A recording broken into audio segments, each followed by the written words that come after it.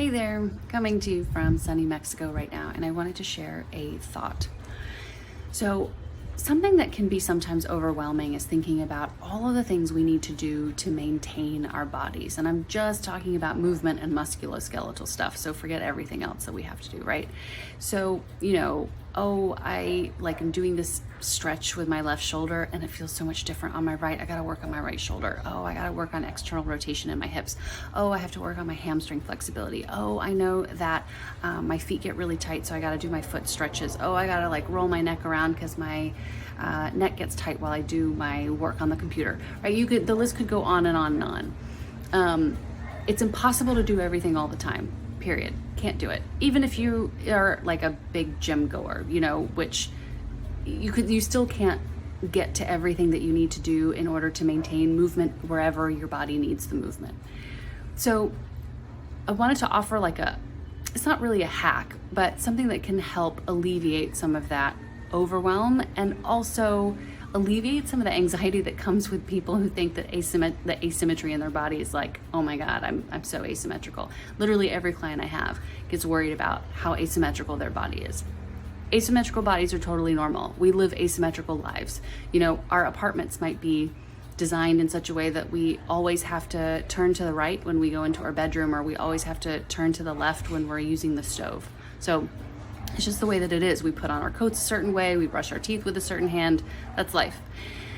But there are certain things that we can do to start to notice that and work with it before it becomes a problem. Now, I'm not saying it will always be a problem. Asymmetries do not necessarily mean injury at all.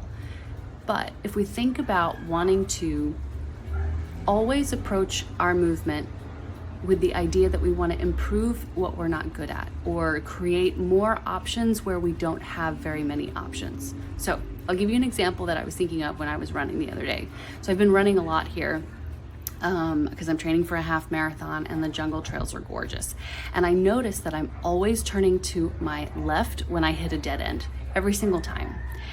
And I noticed it because there was a situation where I needed to turn to my right at the dead end for whatever reason, and it felt kind of awkward. I was like, oh, I do always turn to my left when I hit a dead end. And then I remembered that when I was learning how to ski a couple of years ago, or several years ago now, I was very uncomfortable doing an S curve to my right. When you're learning how to ski down these big slopes, you're supposed to take these really big S curves as a beginner. Going to my left felt super secure. Going to my right, completely uncontrolled and wobbly. And it's not a coincidence. Right turns for me feel weird.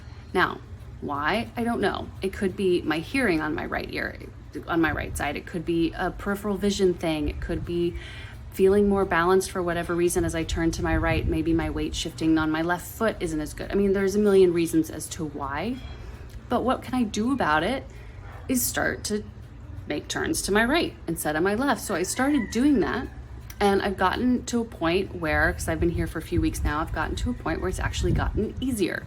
It still doesn't come completely natural to me, but I can make turns to my right and feel a little bit better about it. So what's the significance here? Again, do I know that there's going to be some sort of ankle injury or rotational injury or something, knee injury, because I can't turn as well to my right? I don't know. But I'm creating options where I didn't have that many options before, right? My body's not comfortable moving to the right. I'm gonna just turn to my right sometimes now that I'm aware of it and try to create more comfort there, which means I have more options to move in that direction when I'm not thinking about it. So hopefully that makes sense. Again, it's just designed to be like this really quick tool that it's very low stakes. You just start to notice what you're doing. What happens if you put on your coat with your other arm first instead of your initial arm? Will that change over time, and can you get more comfortable? Therefore, you have more options with how to move that other arm. So little tidbits like that.